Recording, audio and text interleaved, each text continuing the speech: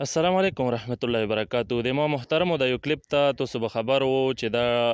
ورځ نیمه پهله ډېر زیات وایرل شوی د جناب مفتي محسن محمود صاحب چې په هغې کې د سپین ږیرو متعلق څه سخت الفاظ یاده کړي دي. نو د دې متعلق په فیسبوک باندې شور و شغب ده، خلک یې جوابات کوي او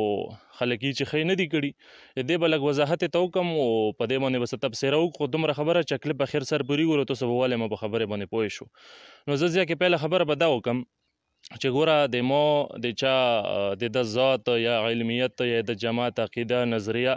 ټارګېټول هرګز مقصود نه دي، هرګز مې دا مقصود نه دي. خو لیکن چې کومه صحیح طریقه ده او کوم د موزي موري چې ده چې خلکو له دین طریقه وښیو، نو د هغې لږ وضاحت ته کوم. نو د ما محترمو ده چې د کوم کلیپ کړی ده، یقینا دی کې هغه خلک هغه سپین ګیري یاد کړي دي. د خپله وضاحت بعد کې ویر کړه که نه چې موږ ټول سپین ګیري یا ټول بوډاګان مراد نه دي، ټولو له مې دا الفاظ نه دي ویلي، بلکې هغه سپین ګیري مې مراد دي چې په جومات کې عالم تنګوي او علما یې څنګوله راوستي دي تنګول کوي. یقینا د مو معاشره کې که وګورئ اکثرو ځایونو کې داسې خلک شته چې د عالم سره په جومات کې ډېر زیات اختلافات کوي او تر دې پورې چې د جومات نه یې وشړي او ډېر لکه ښه سلوک ورسره نه کوي. بلکل دا خبره مفتي محسن محمود صاحب د کوم مقصد چې ده صحیح ده، لکه داسې خلک شته د معاشرې کې. خو دومره خبره ده چې زه به دا خبره وکړم چې که چیرې دغه ردې چې کوم کړی ده په داسې خلکو باندې که دی په یوې بهترینې طریقې سره او مهذب طریقې سره په ښو الفاظو ښه لهجې سره کړی وی، نو یو ښه اثر به پرې مرتب شوی وی. نه کې داسې طریقه چې په هغې کې سخت الفاظ وویلی شي یا خلکو له داسې ولیدی شي چې کنځلې وکړلې خلکو له، یا خلکو له داسې ولیدی شي چې دغه ټول مشران یاد کړلو، ځکه چې عوام دي هغه خو د یو عالم تاویلاتي ذهن باندې خو نه پوهېږي که نه. نو دې وجې نه که چیرې ګزاره وشي لهجه داسې اپنه وکړلی شي، طریقه کار داسې اپنه وکړلی شي چې هغه نبوي طریقه وي، هغه د دین طریقه وي، هغه د رسول الله مبارک صلی الله علیه و وسلم مبارک طریقه وي، نو دا به ډېره بهتره وي. او داسې نه ده بعضې خلک چې معاشره خرابه ده او په هغې کې داسې عالم خوند کوي چې سره جوړ وي. ګوره د ما محترمه معاشره که هر څومره خرابه شي او کردار یې خراب شي، خو ګوره د علماو دا ذمهوري ده چې د معاشره مهذبه جوړه کړي او ښه لیار ورته وښیي او چې کومې خرابي دي هغه ترې ختم کړي، نه کې داسې طریقه چې خپله هم پکې لاهو شي ورټوپ کړي چې ځه چې څرنګې دو دي په دغو الفاظو کې به زه هم خبرې کوم. نو دا ښه خبره نه ده ما محترمو. بهرحال مقصد یې صحیح و، بعضې هغه سپین ګیري ټارګېټ کړي وو چې هغو وکي چې علما ته تنګ دي، خو لیکن د طریقه کار د لهجه د الفاظ دی صحیح نه دي او باید چې د داسې لهجې او د داسې طریقې حوصله شکني وشي او د دې حوصله افزایي ونه شي. بعضې خلک یې دفاع کوي، نو دفاع نه ده کول پکار محترمو، ځکه چې داسې الفاظ چې څوک ادا کوي هغه په خپله هم ګوره خپل شخصیت هم بدنام شي. تاسو په خپله باندې ګورو چې نن یو ماشوم ورکې راپورته کېږي، ویډیو ورپسې کېږي چې مفتي صاحب هسې بکواس کړی ده،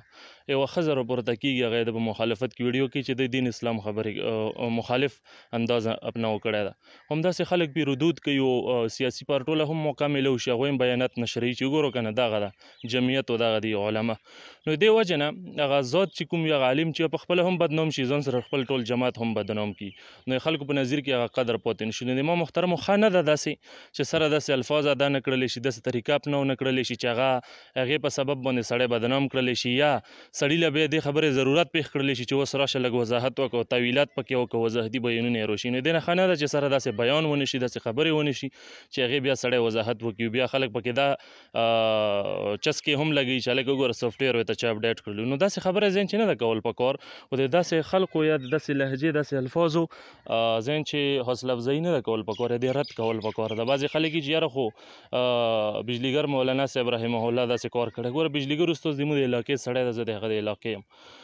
خو ګوره هغه نه څه پیغمبر و نه څه صحابي و نه څه امام و فقیه و، یو عالم و، بس د کومه لهجه چې اپناو کړې وه یا پکې کنځلې یا سختې یا غیر مناسب خبرې وي، نو هغه داسې نه ده چې هغې موږ اقتدا کوو، بس هغه چې کړي هغې ښه نه دي کړي، لکه غلط یې کړي دي. او دغه چې کوم د کلچر اوس ورو ورو شروع کېږي چې هر سړی ځان له ساني بجلیګر نو دا ښه خبره نه ده، ځکه چې هغه چې د کوم بیاناتو کې یا سخت الفاظ دي یا غیر مناسب یا کنځلې وغیره داسې الفاظ دي، نو هغه هم صحیح نه دي، او چې څوک یې کوي د په لیارې باندې په دغې طریقې کې سي هغه هم صحیح نه دي. باقي بجلیګر استاد رحمه الله لوی سړی و، بس الله د قبر نور نه ډک کړي، خو دغه طریقه کار چې کوم د دې زیاړو نو دا د کنځلو دا طریقه کار ښه نه ده، دا د څوک نه فالو کوي او د دې شي د حوصله شکني وشي، دا شي د رد وشي، علماو له پکار دی د رد وکړي، ځکه چې دا معاشره دا اوس ډېره په بله روانه ده. نو مقصد مې دا دی د خبرو الله دې وکړي چې ما د خبرې په چا باندې بدې ونه لګېږي او ما پکې څه فرقواریت ته داسې څه مقصد نشته ده صرف د دغې لهجې د دغو الفاظو د دې انداز د دې رد مقصد ده چې ګوره د دې حوصله افزایي ونه کړو ځکه چې دا څوک چې په دغې لارې باندې روان شي دې وجه دا ده چې موږ پخپله داسې شی خوښوو دا بعضې خلک دي واه واه ورته کوي نو دې وجې نه هغه نور هم په دې باندې جري شي او دا شی دغه انداز دا مخکې نور هم فروغ ورکړي